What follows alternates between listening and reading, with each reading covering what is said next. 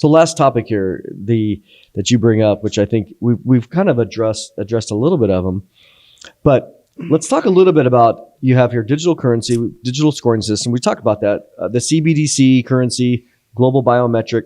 So I read a book recently. There's a new book that came out just in October. It's called Cashless.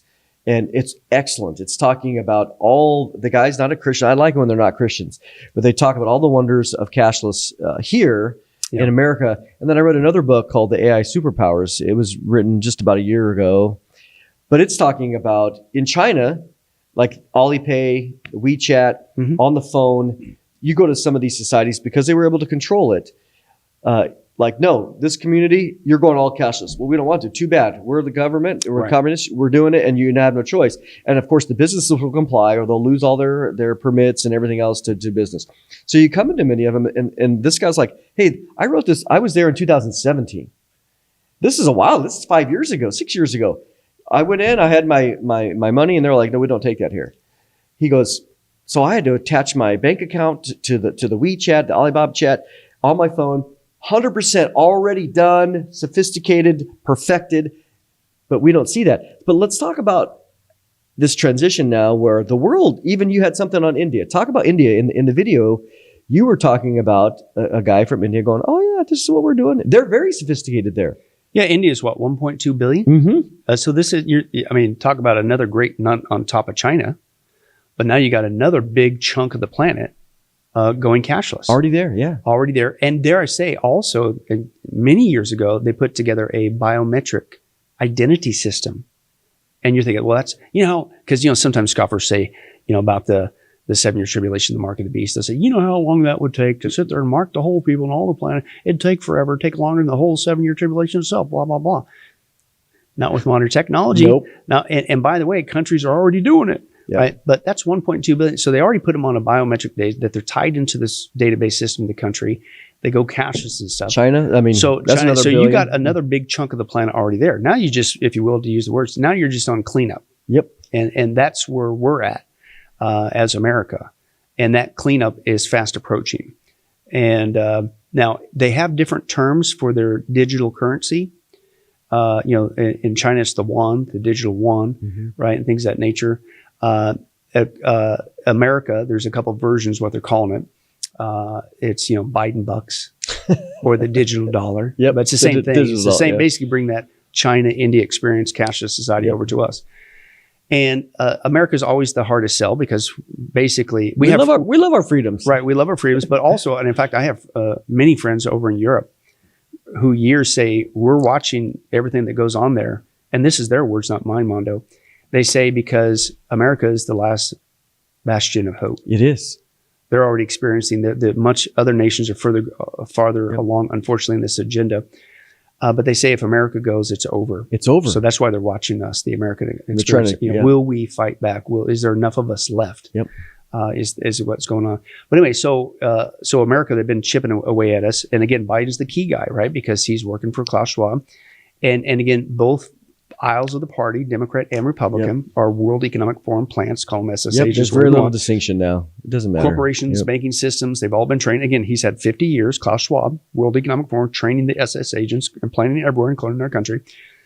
But America, there's two things you need to do with America. You don't just need to get America to go cashless.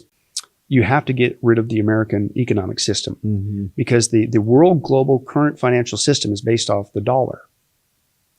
So if you're going to reset it, hence the Great Reset, you have to get rid of the current system. Well, we're the current system. Yeah. So their first goal is we have to get rid of America being the dollar. Like the oil, even that we've seen that with the right. latest and that's things. what Biden's been doing the last couple of years. He's slowly dismantling our economy on purpose. But then there's going to create crisis. And dare I say, whether this is the complete end game, but now we're starting to see with all this 2 years of dismantling, making not just dumb decisions, but deliberate decisions to destroy our economy, right? But now we're starting to see what's the latest thing? The banking failures. That's how I had written down. Right? Let's talk about the banking failures. So what's with the banking failures? Well, number one, because the banking failures, it's causing, and the government's corralling people to go from the small independent banks, your local bank, right, to the big banks. and because the big banks are all in on this new digital currency. And so that's happening before our very eyes. Now, whether this continues as a giant ongoing domino effect to become the excuse to finally go digital, I don't know. Or maybe it's the first step to, again, corral the people in the more independent ones who won't go along with the centralized currency. Let's talk about that, because Yeah. what I saw, you and I were talking earlier, just in the Silicon Valley Bank, second largest bank failure after Washington Mutual, the Signature Bank, third largest. I mean, you're talking 200 billion versus the biggest one was 300 billion, and then the other one is 31 billion, number 4. You're like, these are way different. But what's interesting, talk about what Treasury Secretary Yellen, what she just said, because what happened, what I saw was, with these latest bank failures, they came in, the FDIC normally guarantees up to $250,000 because of insurance. This is Federal Deposit Insurance Corporation, blah, blah, blah.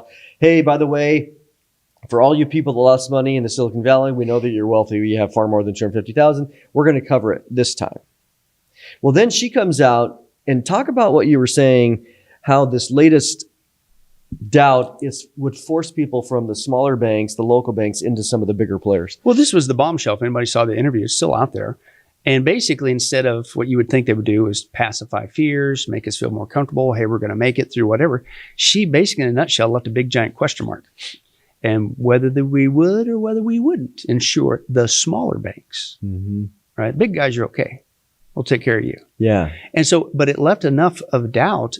And this is what's happening right now. People are in droves, the reports I'm getting, they're ditching the small banks, the independent banks, because now maybe they will insure my money, maybe they won't. I mean, they're supposed to. The FDIC that says it's on the bank, but she just kind of said, maybe, maybe not. Yep. And we'll do that on an as-needed basis. Yep, Instead of saying absolutely, Yep. that's part of the FDIC program. See, that's you what got you'd nothing expect. to worry. That's what you'd expect. But she left a big fat question mark. Yep. I think it's on purpose, because I think it's this first step back to the digital economy that they want to bring.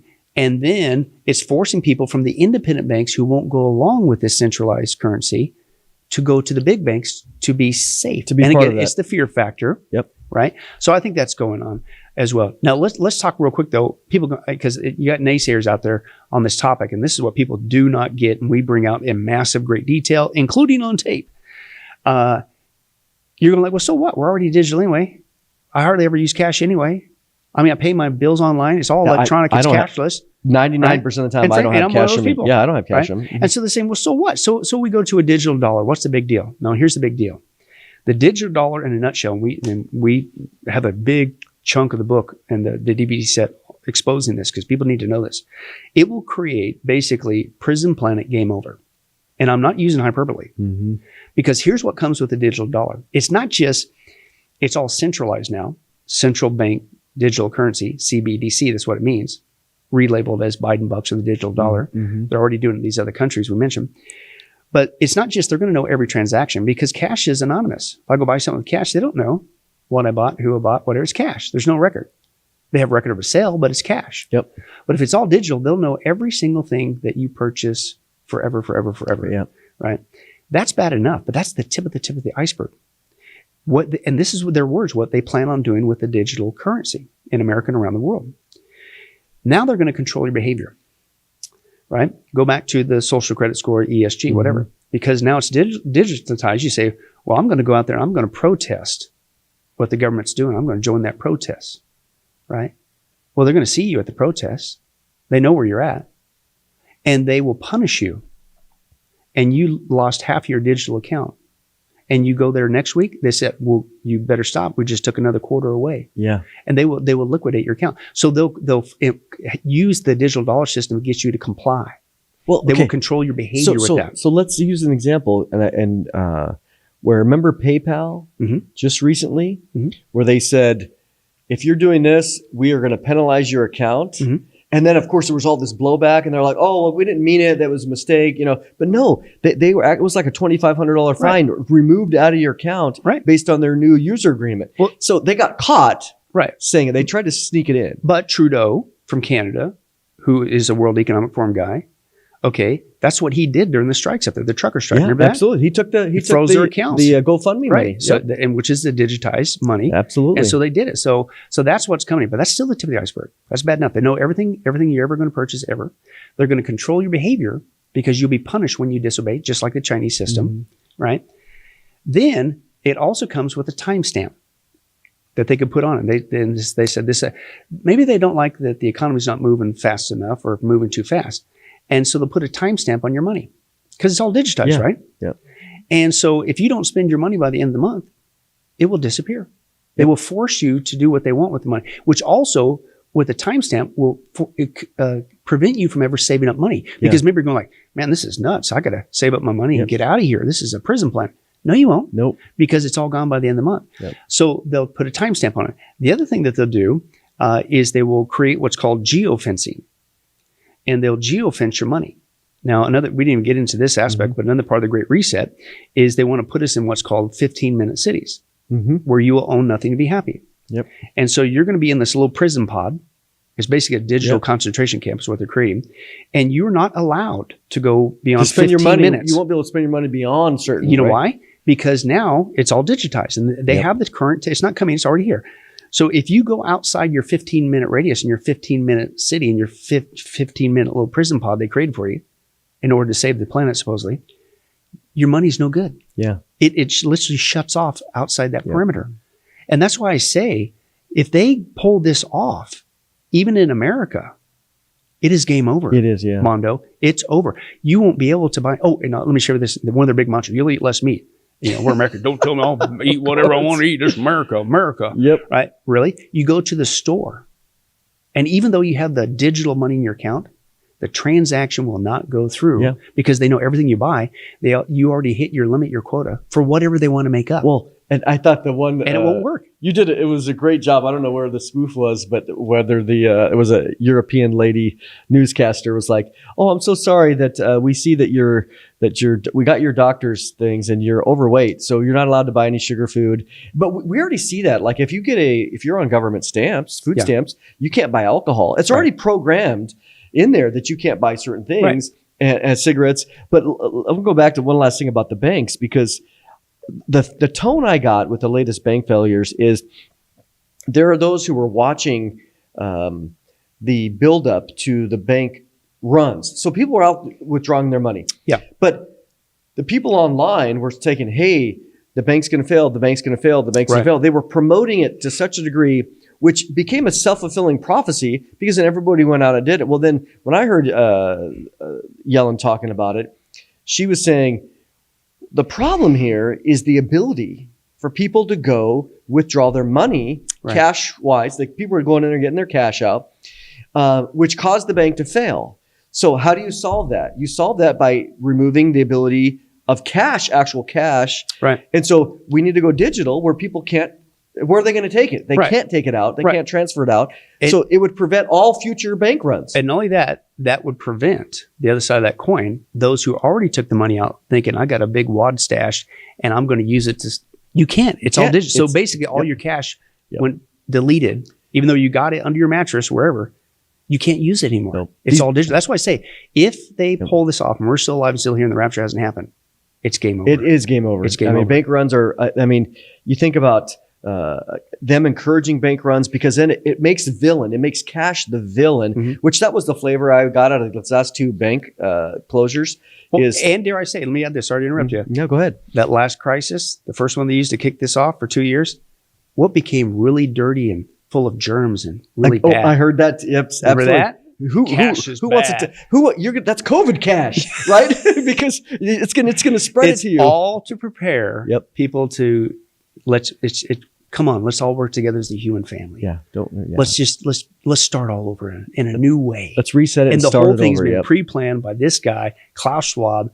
I'm convinced he's bringing in basically what the Bible warned about. Everything the Bible said. And the Antichrist came in as tit for tat, and it's also tit for tat. What people would say was a precursor to the Antichrist, Hitler, what he tried to do. He only got as far as Germany, but Klaus is now taking it to the whole planet. Billy, we could do this all day, and I would appreciate you being here, because there's 12 discs I think there's 12. Yeah. And it's an hour, right? Are they an hour each or half? At least or more. Yeah. So you have, we could talk for hours, but you have 12 hours in this new set, which is just awesome. So appreciate you being here today. And those listening, you need to get Billy's new stuff.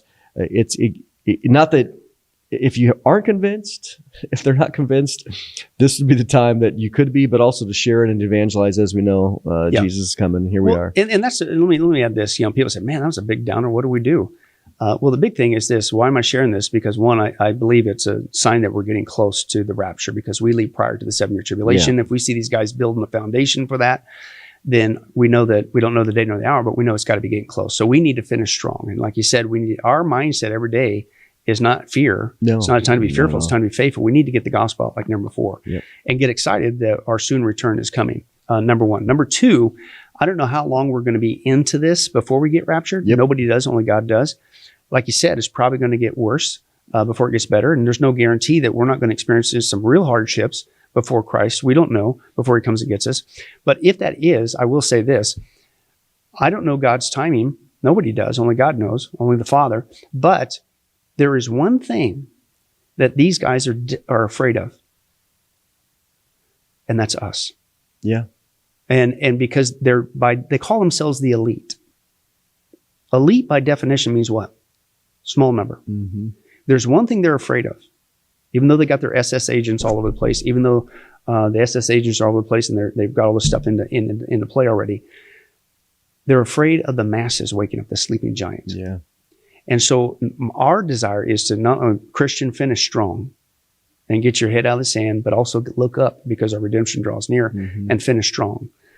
But number two, it's the old axiom. The only reason why evil triumphs is because good men do nothing. Mm-hmm.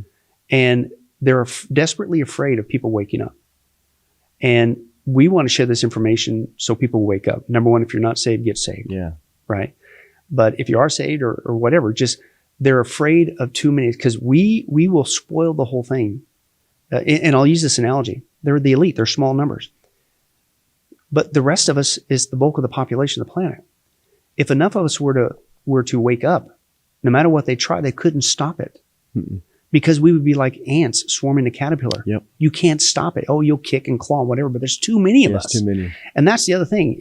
We got to get motivated. We got to not shrink back from the truth. Like I said, even here in America, short term, we have got to fight back against this digital dollar, because if that goes in, it's game over. We have to get the information out. We have to share it with as many as can. Yes, number one, if person's not saved, we need to share the gospel with them. Hopefully they get saved. Yep. But number two, I'm just trying to buy time to do what God's called me to do. From man's perspective, he's got it all mapped out. But all I know is if I don't speak up and tell what's really going on, the truth, even in these geopolitical issues, our country's going down the tube, Mondo, and we are headed for a prison planet. Yep. And right now, I still have the freedom as a Christian to share the gospel with great ease, relatively. And I don't want to lose that. I'm just trying to maximize my time for Christ. Yep. Right? And so my point is, we have to wake up. Yep. And we need to wake up as many people as we can. And I think, too, that we'll end it on this in the sense that even though we see the federal government doing certain things, certain agendas, woke agendas, we've seen resistance in the states. Mm-hmm. And the states are making laws against abortion. They're making laws against wokeism. They're removing, critical race theory out of the schools. So we see these pockets of resistance, which is working at a state level. Now, how long doesn't matter. But if we can do there, so don't be discouraged, even if we don't necessarily change the federal elections, because those can be questioned. But at the local level, bingo, that's a lot the of key. things happen. Right. So, well, and you think about how do we get in this mess? Dare I say it was a grassroots movement from a small amount of people. Yep. We just need to flip it on its head. How do you buy more time? Grassroots movement on local level. Yep. And dare I say, stop putting your eggs all in the basket of a political savior. Agreed, yeah. We need to act locally. We need to speak up locally in one community, one area at a time, speaking the truth of what's going on. That's going to stave off this. Yep. If we do nothing and do what they want us to do, react in fear immobilizes or apathy, you. Which moves you to apathy. Right. Mm-hmm. Then guess what? It's going to happen that much faster. Yep.